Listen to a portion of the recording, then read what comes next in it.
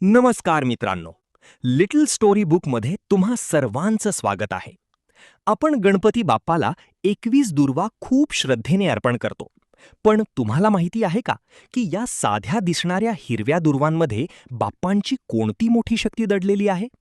एका भयानक राक्षसाचा अंत आणि विज्ञानाचं गुपित सांगणारी ही गोष्ट आज आपण पाहणार आहोत. कथा सुरू होते प्राचीन काळी, जेव्हा अनलसूर नावाच्या राक्षसाने पृथ्वीवर आणि स्वर्गात थैमान घातले होते. अनल म्हणजे अग्नी. हा राक्षस इतका भयानक होता की त्याच्या डोळ्यांतून आणि श्वासातून धगधगती आग बाहेर पडायची. तो जिथे पाहायचा तिथे सर्व काही जळून भस्म व्हायचे. साक्षात देवराज इंद्रही त्याच्यासमोर हतबल झाले होते. अखेर सर्व देवांनी गणपती बाप्पाला साकडे घातले. बाप्पा एका बालकाच्या रूपात अनलसुरासमोर गेले. त्या उन्मत्त राक्षसाने बाप्पांवर अग्नीचा वर्षाव केला, पण बाप्पांना काहीच झाले नाही. शेवटी बाप्पांनी आपले विराट रूप धारण केले आणि त्या अक्राळ विक्राळ राक्षसाला जिवंत गिळून टाकले. अनलसुराचा अंत झाला, पण एक नवीन संकट उभे राहिले. तो राक्षस अग्नीचे रूप असल्यामुळे बाप्पांच्या पोटात प्रचंड आग लागली.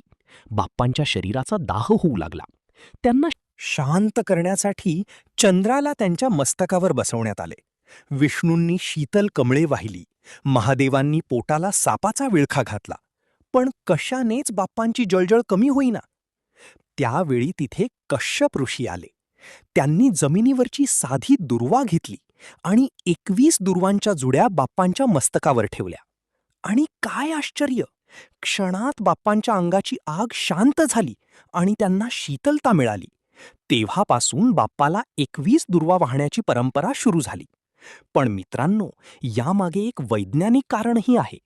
विज्ञानानुसार दुर्वांमध्ये अल्कॉइड्स असतात, जे नैसर्गिकरित्या थंडावा देणारे असतात.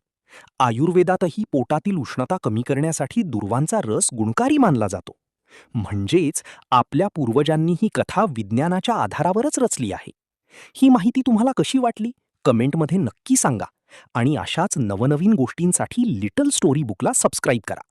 आणि हो, बाप्पाशी संबंधित आणखी एक रहस्य म्हणजे संकष्टी चतुर्थी का साजरी केली जाते, यावरचा आमचा स्पेशल व्हिडिओ चॅनलवर उपलब्ध आहे.